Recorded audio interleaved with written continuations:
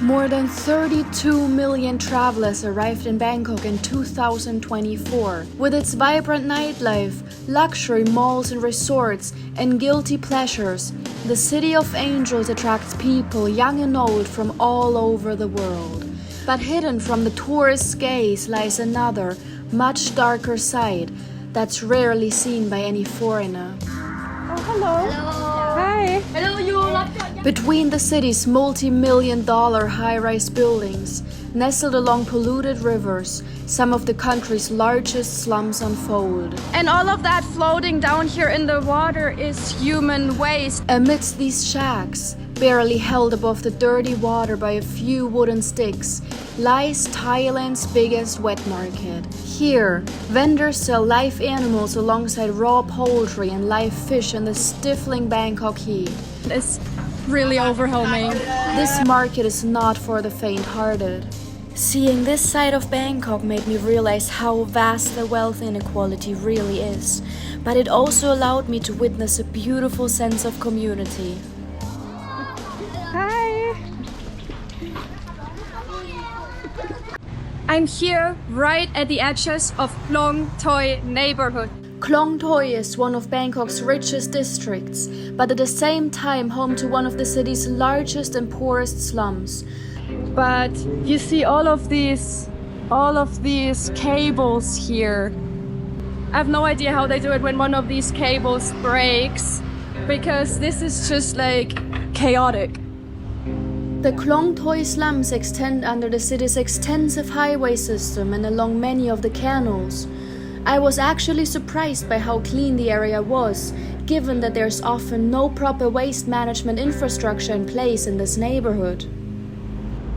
So there are some train tracks here, and from what I know, a couple of times a day there are trains running here, even though it doesn't really look like it.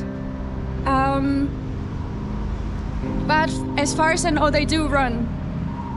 The inadequate waste management isn't the only problem Khlong Toei's residents face every single day. One of the main concerns in this neighborhood is fire hazards. Due to the densely packed housing and inadequate fire control infrastructure, any fire could be potentially catastrophic. I am here under another highway at the canal, and all of this, what you see down here floating in the water, is human waste, because in the slums there is no adequate infrastructure, there is no adequate sewage system, there is no adequate waste system. So most households will just put their sewage into the nearby canals. Basic infrastructure that most of us take for granted does not exist in this neighborhood. The rapid urban expansion without any planning has resulted in thousands of people living without an adequate sewage system. Wastewater is usually dumped directly into the nearby canals. The lack of effective waste management in the city's poorest areas contributes to the issue. Trash either piles up uncollected or is thrown into the canals. In some of the canals, pollution levels are so intense that they exceed standard water quality values. Prolonged exposure to this water can be hazardous to health and life. I'm still at the canal here, and down here behind me you can see two monitor lizards. They are big lizards that are native here in Thailand, and for some reason, I don't know how, but sometimes you can see them swim in these very polluted canals, and they're somehow able to survive it. Very interesting animals, but you shouldn't get up too close because they do bite, and we still don't know if they are venomous. The houses down here are built on the water. Some people, like this guy here, even set up camp under open air, right at the base of one of the pillars. The smell of human and other waste down here is overwhelming, but that's not the main problem. The real issue becomes evident during the rainy season from May to October, when Bangkok experiences regular flooding. Especially the city's slums are heavily impacted by these floodings. Once the water rises during the rainy season, the homes along the canals are in danger of being flooded with polluted water. This whole area here in Khlong Toei was developed after the Second World War, because that's when the port was built here in Bangkok, and this port opened up a lot of work opportunities, a lot of work for people. So migrants from all across Thailand and also from neighboring countries like Myanmar and Cambodia came here to this area to work in the port. Back then, there was nothing here. All there was fields, and it was a swamp area. When all the workers came here, that's when they built this neighborhood, Khlong Toei. It was a very rapid development, so there are only teeny alleys like this. There is no big roads for cars, nothing. It's just like very small shacks built next to each other. In the 1990s, a new port was opened in Lam Chabang, outside of Bangkok, and things started to change. The less accessible and less modern Bangkok port quickly lost its significance, and with it, most people here lost their jobs. Due to the distance from the new port, commuting there wasn't really feasible.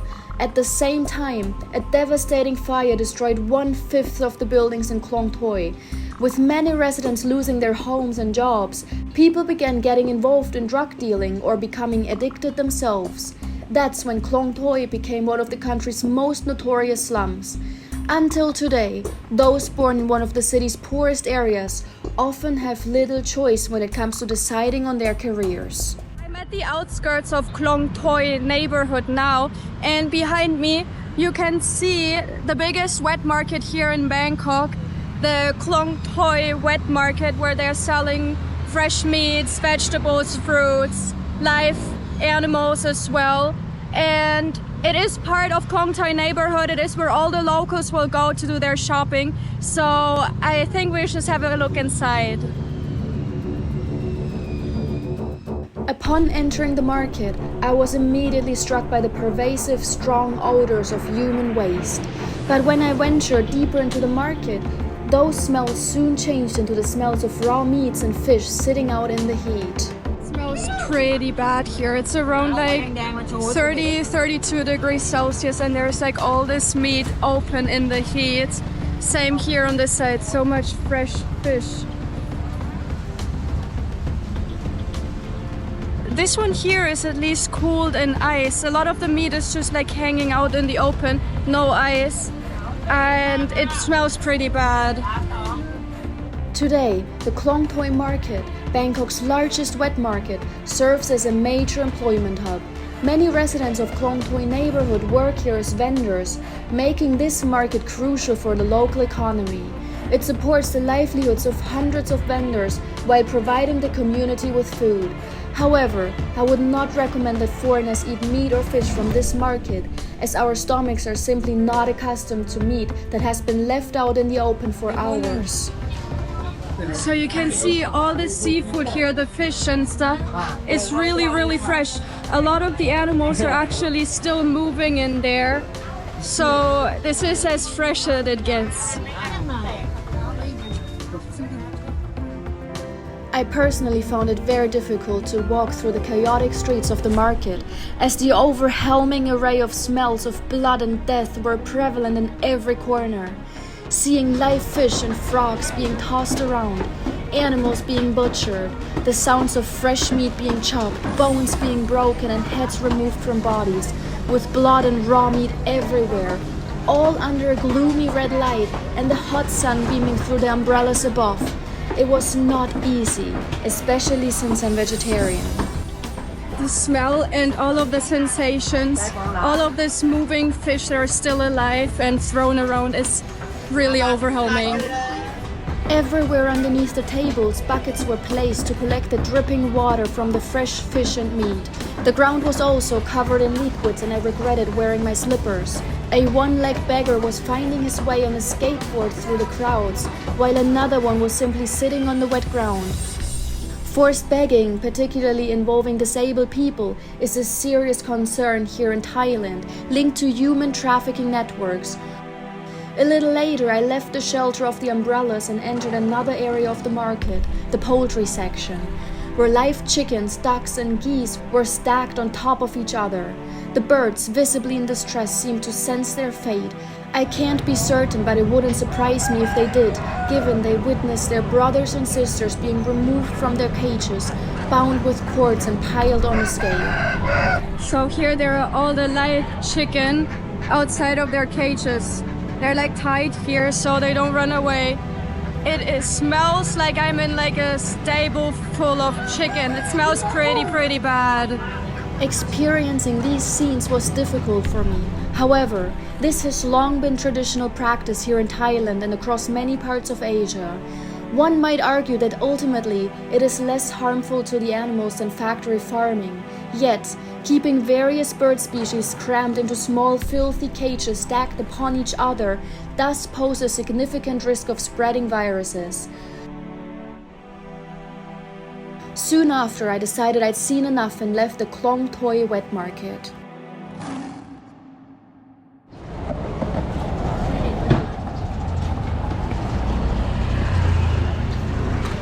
Behind the actual market area, I discovered some wider streets and what you might call loading docks in the Western market. It was a very lively scene. People were smiling and generally seemed welcoming towards me, so I decided to explore further down this road. And you can already hear music in the streets. So looking around, this is a really poor neighborhood. People do not have much here, but they are very friendly. They are smiling, and it is definitely not dangerous. It is very safe. People stick to themselves, smile, say hi. Soon after, I turned into another side street where some children were playing. As soon as they saw me, they all came running towards me to say hi. Oh, hello. Hello. Nice to meet you. So everyone seems to be super nice. There are so many children. Everyone wants to say hi, and I don't think they see many foreigners here. From a very young age, they are required to help their family earn money. Even though education in Thailand is generally free, they don't always get the chance to pursue a proper education as they have to assist their families in making money.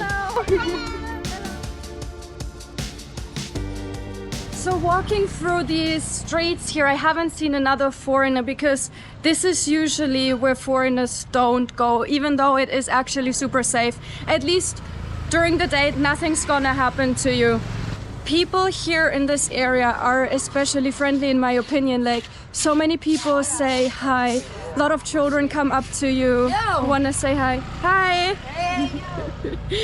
Like these guys, for example. By the way, it's totally normal to see children riding a scooter around here. But yeah, people are so friendly, very helpful if they see you're lost. And I haven't experienced this to this extent in other parts of Bangkok as I do here. And that is probably because no foreigners are coming here to this area. Around the next corner, I found this big empty land. This whole area here looks quite dystopian to me. You see multi-million-dollar skyscrapers, condominium buildings, office buildings, all there in the background. Over here, yeah, we have the outskirts of the slum. It's pretty crazy to see the contrast. The contrast here in Bangkok is very obvious if you're looking for it. And the gap between rich and poor is very big. Khlong Toei district has both extremely poor and extremely wealthy areas. Only a couple of side streets over you can find some of Bangkok's richest parts, like certain areas along Sukhumvit Road, which is known for its luxury shopping malls, high-end restaurants and luxurious condominiums. This area is especially popular among expats and wealthy locals, making it one of Bangkok's most affluent neighborhoods. A life people born in Khlong Toei can only dream about. Even though there is a lot of poverty in Thailand still until today, the country has become one of the most prosperous and fastest growing economies in Asia.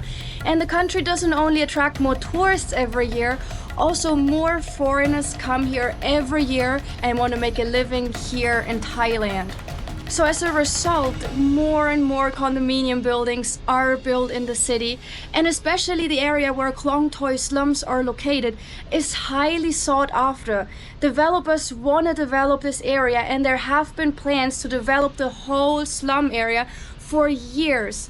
And since decades, people living in Khlong Toei get issued notices every year where the city informs them that they have to move and the whole slum will be turned into a new, brand new luxury development area.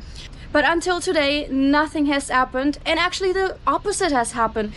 The community in Khlong Toei grew stronger and closer every year. The people there don't want to move away. They want to stay there with their families, with their friends, where they have lived for decades. So until today, the future of Khlong Toei slums remains highly uncertain, and I don't know how long this area will exist.